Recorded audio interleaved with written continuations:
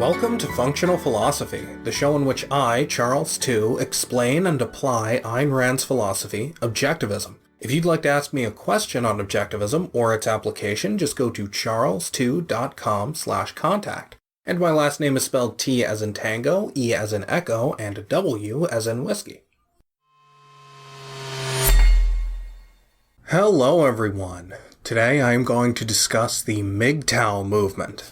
This is at the request of one of my supporters on Patreon, and so this is for him. Now, I am afraid you are probably not going to like what I have to say, although I am sympathetic in some ways.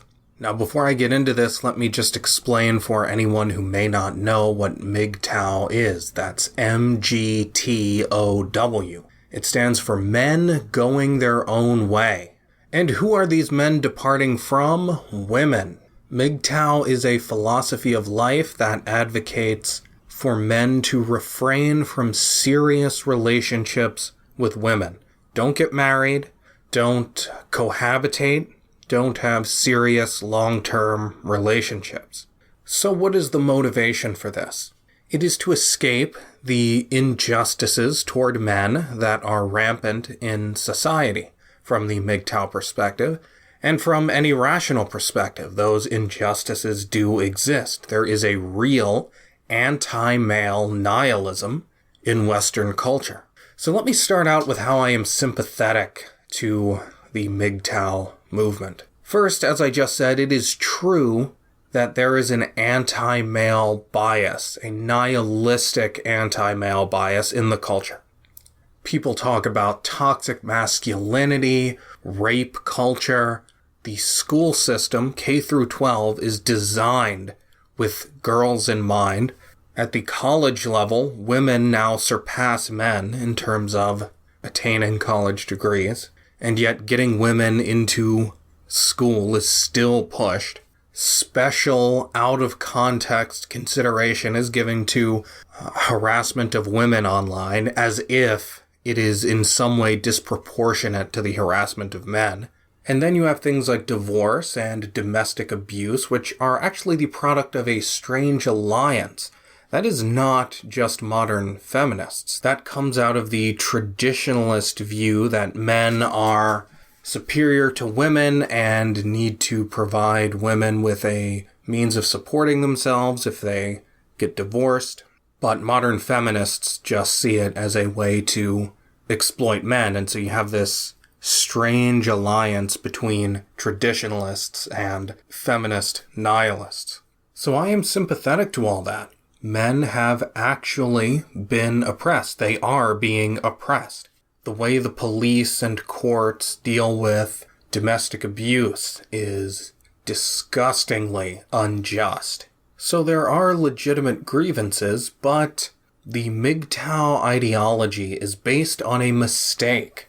The first mistake is the idea of going on strike, or the particular interpretation MGTOW have of what they're doing. It is perfectly legitimate and morally mandatory to go on strike in many instances. In this case, though, MGTOW seem to have made an invalid inference about how they are going on strike. Who are you going on strike against? Women in general? Because you think women are inherently corrupt? Well, that's wrong. So presumably you're going on strike against bad women, or against a system that oppresses men. But you don't do that by refusing to deal with good women. You've already accomplished your goal when you refuse to deal with bad women. So what do you gain by refusing to deal with the good women you may come across? And that I think you should be seeking. Rational men already go on strike against all the evils you're upset with because they don't deal with people who support those injustices. They don't deal with bad women and their male supporters. So there's no reason to give up serious relationships with women in order to go on strike. You just give up relationships with bad women, which is what rational people should be doing anyway. Now, the MGTOW view here seems to be that you're not really losing anything by not dealing with women.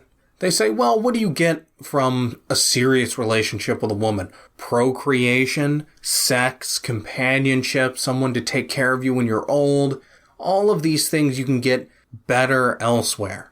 Well, I am afraid that if that is your view of what you get out of a serious romantic relationship, you don't understand what romance is. Romance is a crucial value. It is not some frivolous thing you should jettison because a lot of women are awful. Life is really about two things, career and romance. Now, it is quite clear to me that the people associated with MGTOW have no idea what romance is. And this is because they have been brainwashed, which gets into the essential problem with the MGTOW movement, with their ideas. Here's what happened. Millennial boys were told that men and women are insignificantly different. That girls are just as strong as guys. They can be just as tough and badass. That it's a sexist insult to say you throw like a girl. And many boys accepted this idea. They accepted this bargain. They said, okay, I can accept egalitarianism as long as you are going to play by the rules. I will accept that girls are just as strong as boys if it's not a special crime to hit a girl. And yet, it is still a special crime to hit a girl. You're not allowed to say that women are weaker, and yet it's still this special act to hit a girl. It's this especially bad thing. Now that is a straight contradiction. It is actually a manifestation of what I call the egalitarian pivot. That's my name for the phenomenon of egalitarians creating inverted hierarchies once they achieve equality. This is how they act in pattern. As long as the good is on top, equality serves them because it brings the good down. But once they achieve equality, in order to further oppress the good, they have to justify pushing them below what's bad. And so they create their own inverted hierarchy. And that's what I call the pivot. And you can see this all over the place. This is what's happening with race now. We are going through the egalitarian pivot on race. Back in the 60s, the racist leftists, who do believe that white people are superior, saw white people were on top, and they wanted to bring them down, make everyone colorblind. Well, they achieved that, and now they need something more, because they still want to oppress white people. But equality isn't enough. We're already colorblind. Young people don't care about race, apart from the influence of the professoriate. This is the inevitable result of capitalism and a rational society. People don't care about race. It was not the influence of any government law or regulation, by the way. This is just like the EPA, the government taking credit for clean air, and the UN taking credit for the alleviation of global poverty. That is due to capitalism. But the government, of course, comes in and tries to take credit. In any case, capitalism eliminated racism, which the left saw as good because they are racist and confused. So in their view, white people are superior, and they just wanted to bring them down to an equal level with blacks primarily, but any race who isn't doing good, not Asians, of course, because Asians do well, so they don't count, which is how you can tell this is nihilism. So today, what do they say? Well, today they say, well, white people have had the wheel for long enough. It's time to let black people steer the ship. They are explicitly advocating for an inversion, not just equality. Now they want to oppress white people. They want to put black people, or whatever racial minority they view as inferior, they want to put them in power over the better people. That is what's happening today. You see people seriously advocating that. That is the egalitarian pivot on race. But this has happened with gender. As soon as boys accepted, okay, yeah, we're no different from women, well then what did women say? Or, it's not women, it's actually usually men who are the ideological motors. What did these gender sex nihilists say? Well, they said, okay, you're equal in all the ways that it's bad for men, but you're unequal in all the ways that it's good for women. So it's still a special crime to hit a woman, but you still can't say women are weaker. What makes sense of this bizarre contradiction?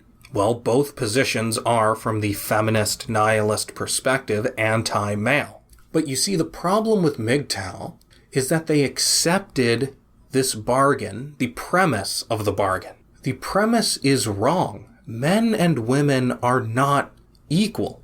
You see, MGTOW resent being treated as utilitarian objects, being made to play the role of protector and leader, and being made to serve women in relationships, having this asymmetric responsibility. But that is the essence of romance.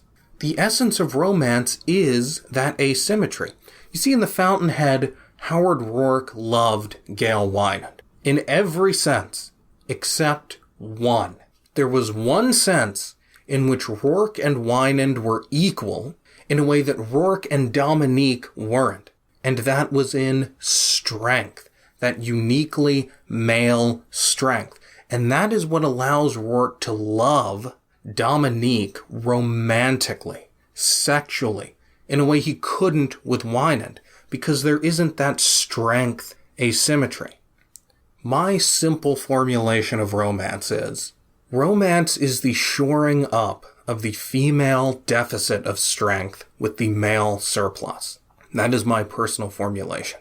Romance is about a man using his strength in service of the woman he values most. And this is what MGTOW object to. They think that role is an arbitrary social construct, and that men shouldn't have to play it. Well, that is completely wrong. I mean, they shouldn't have to play it, quote unquote, in the sense of being forced to, but that is the rational thing to do if you are a healthy man.